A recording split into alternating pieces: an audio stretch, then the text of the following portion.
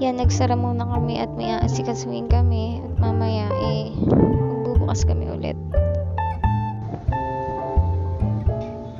Medyo ginabi kami ng pagbalik sa store, pero pagkatapos niyan, meron agad order syempre.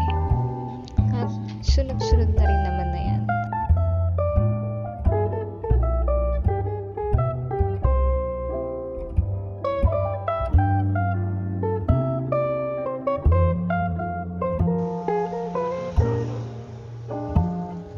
At ayan na nga, at i-deliver na lahat yan.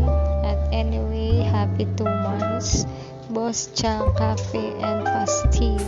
Especially to Likhang Kamay. Maraming salamat sa inyong lahat. Kita-kits ulit bukas.